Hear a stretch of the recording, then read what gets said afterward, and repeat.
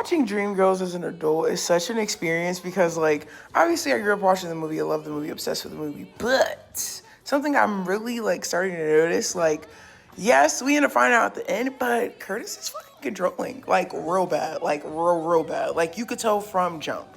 Like, I think there was one part in the beginning where he was kind of just like, you're gonna do whatever I told you to do. Whoa, wait a minute, sir.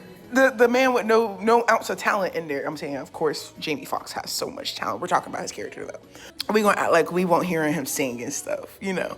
But like, you have to really watch the movie and really think about it like this, right? So in the beginning, he literally was after the group. Oh my god, take out my voice. I can do whatever.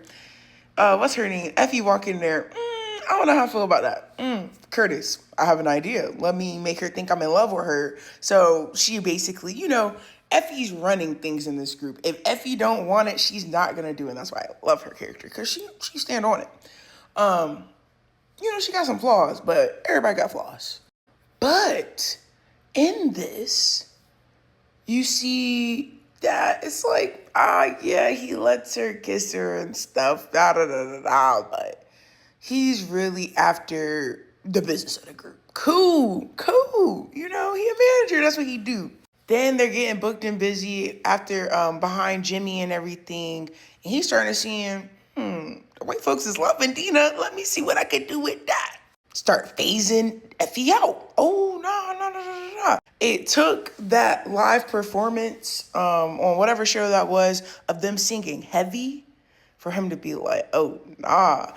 But let me tell you why. That was the moment he knew he had no control over what Effie did in any capacity. She walked off the stage, said what the fuck she said, and she asked him, what are you gonna do about it?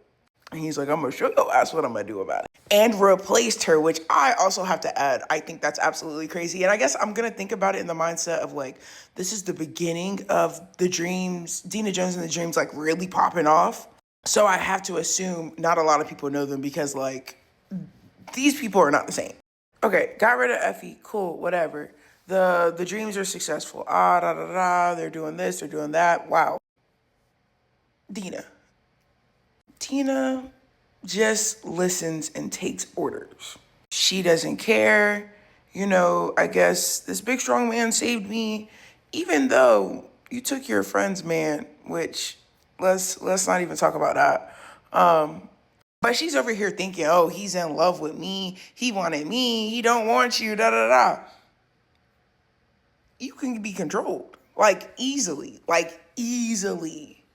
Like, shout out for her not having bruh a kid, because she was walling. Like, I guess the idea of him seemed appealing. You know, he's a man that has power. People listen to what he says. You know, he's successful. He's black. He's doing it big. Cool. Love that. But he treats you like trash. Like, at one point in the movie, he literally goes, you know, I'll put you at the front of the group. Your voice has no personality, and I can manipulate it to do whatever I want. And you stayed with a man that said that to your face. Crazy. And I have to add, because I don't see a lot of like conversation around this song. I think That's My Dream, whatever it's called, When I First Saw You. I think that song is so weird. I think that song is so off. I think it's weird. It's yuck. Might I preference, this is also the same man in the film who says, oh baby, you'll always be 16 to me. I beg your finest pardon. What do you mean? And then going into the song, When I First Saw You, I said, oh my, that's my dream, that's my dream. That song is not romantic at all. I mean, if anything, the best compliment of the song, he said, she's beautiful. But lots of girls are beautiful. Lots of women are beautiful out here. Like, that's nothing. But when you're really listening to this song, he's like, when I first saw you, I said, oh my, that's my dream. That's my dream. I needed a dream. Whatever the words are. But how I read the song is he's not in love with her. He's in love with the idea of her. You know what I mean? He loves the fact that, like, people are attracted to her. She can get really what she wanted if she just realized the power she had, but because she's not utilizing her power, I'm gonna take it. And I don't want it to sound like it's like, oh, he can take her power. But like, I mean, when a man has everything in his name, when a man is literally being able to tell you whatever you have to do, and you absolutely have no say, you're letting him take your power. Let's keep it G. That's why at the end of the movie, it's so satisfying because like she's wising up. She's like, oh, he's stealing from family. Like she's still the family. You know, we might not rock with each other like we used to, but she's still fam.